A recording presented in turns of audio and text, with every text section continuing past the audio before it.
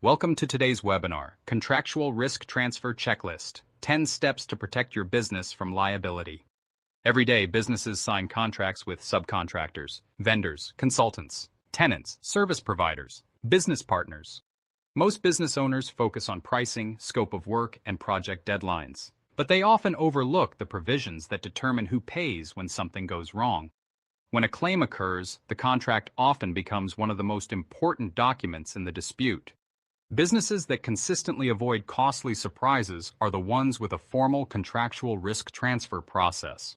Today, I'll walk you through a practical 10-step checklist to identify potential gaps before signing an agreement. Let's begin. Step 1. Identify the risks involved. Before reviewing contract language, identify exposures related to the work. Ask yourself, could someone be injured? Could property be damaged? Are vehicles involved? Is specialized equipment being used? Are there professional services involved? Every contract should be evaluated based on actual risks being created. The greater the exposure, the stronger your risk transfer requirements should be. Risk transfer is not one size fits all. Step 2. Review the indemnification clause. The indemnification clause is the foundation of contractual risk transfer. This provision determines who accepts responsibility when claims arise. Review the language carefully. Ask, who is indemnifying whom? Is the obligation reasonable? Does the language clearly define responsibility? Be cautious of overly broad indemnification provisions. The goal, fair allocation of risk. Step 3. Review hold harmless language. Hold harmless provisions protect a party from liability for certain activities. They work alongside indemnification but deserve separate review. Look for language that may require your business to assume responsibility even when another party contributes to the loss. If the wording seems vague or overly broad, seek clarification before signing.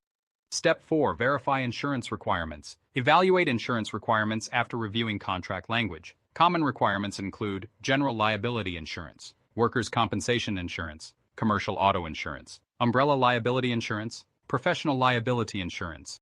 Ask yourself, do the required coverages match the risks being created? Insurance requirements should be realistic, appropriate, and clearly defined. Many disputes occur because requirements exceed available insurance coverage. Step 5. Require additional insured status. The additional insured endorsement extends liability protection to another party. Example, subcontractor adds general contractor as an additional insured. If a claim arises, the contractor may receive defense and coverage. Additional insured status helps reinforce contractual allocation of risk and provides an extra layer of protection. Step 6. Verify waiver of subrogation requirements. Normally, insurers may seek recovery after paying a claim. A waiver limits these recovery rights. Common in construction contracts, property management agreements, commercial leases. If your contract requires a waiver, verify that the proper endorsement has been issued. Never assume it exists just because it's mentioned. Step 7. Collect and review certificates of insurance. Certificates of insurance, COIs, are the first documents collected.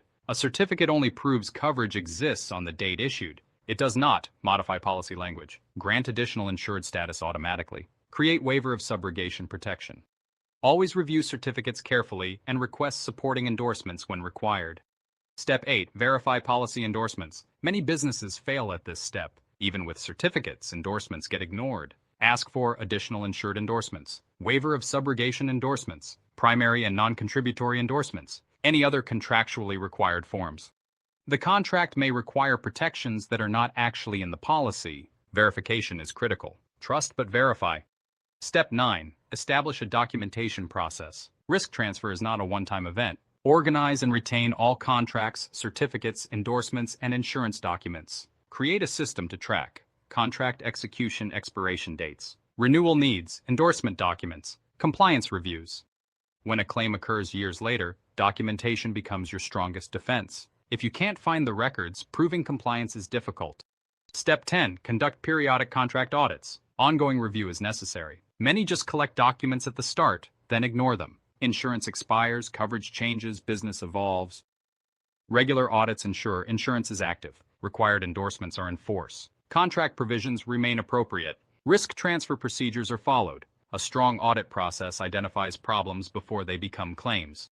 Common contractual risk transfer mistakes. Accepting certificates without endorsements review. Using outdated contract templates. Failure to verify insurance renewals. Ignoring indemnification language. Assuming all vendors present equal risk. Lack of a formal review process. Most liability problems occur because a critical step was skipped. The checklist we covered helps prevent oversights. Conclusion. Let's quickly recap the 10-step contractual risk transfer checklist.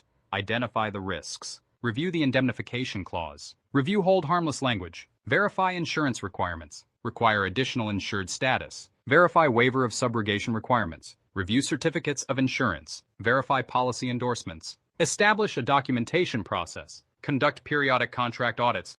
The goal of contractual risk transfer is simple.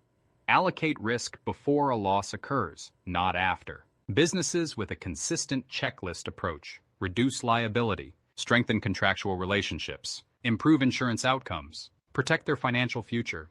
Thank you for joining today's webinar. For additional resources on business insurance, contractual risk transfer, and risk management strategies, visit www.montrageinsurance.com. We'll see you